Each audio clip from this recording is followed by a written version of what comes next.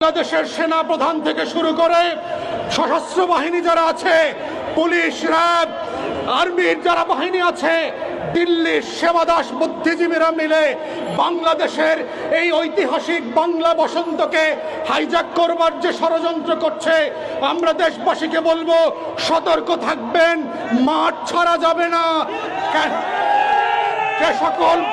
যেই সকল বাহিনী গতকালকে থেকে শুরু করে আজ পর্যন্ত আমার ভাইয়ের বুকে গুলি চালিয়েছে, সেই সকল বাহিনীকে আমরা বিশ্বাস করি না।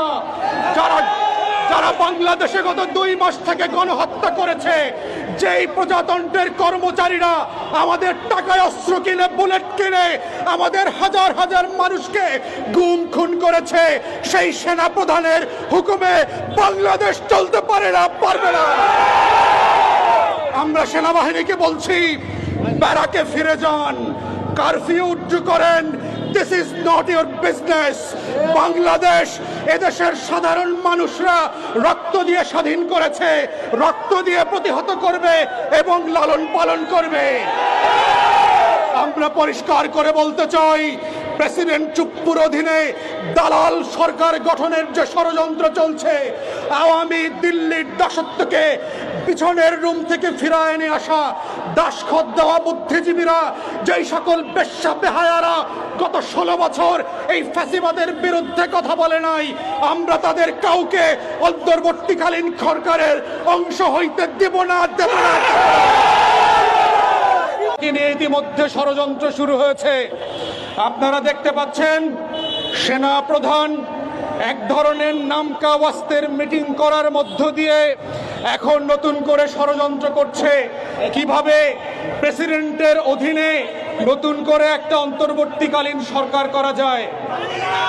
আপনারা জানেন, এই প্রেসিডেন্ট হচ্ছে হাসিনার আর একটা গোলাম কুকুর। এক কুকুরের বাচ্চা দিয়ে আর এক কুকুরকে স্বাধীন করা যাবে না। আমরা যখন কুকুরকে দেশ ছাড়া করেছি, কুকুরের বংশ সহ উৎখাত করে দেশ ছাড়া করব। শাহাবুদ্দিন চুপ্পুর মতো কুত্তা দিয়ে যদি দেশ শাসন করার দুরভিসন্ধি করা হয়, সেনা প্রধানকে বলছি, আমরা লক্ষ লক্ষ আবু সাঈদ বুক পেতে দিয়ে ক্যান্টনমেন্ট উড়িয়ে দেব। এটা তো ক্লিয়ার। আমরাও দাবি করি নাই যে আওয়ামী লীগ নিষিদ্ধ হোক।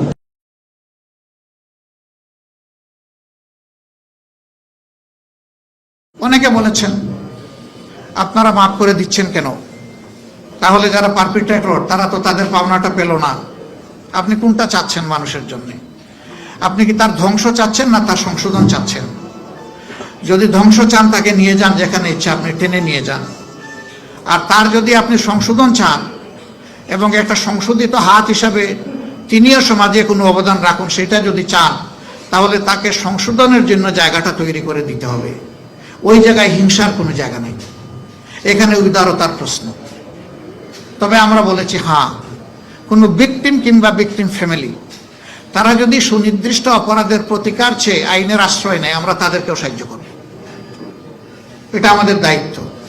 কিন্তু দল হিসাবে আমাদের উপরে যা করা হয়েছে, এই জুলুম শব্দ বলতেও আমার কষ্ট লাগে, যা করা হয়েছে আমরা আল্লাহর রাস্তায় তা ক্ষমা করে দিলাম।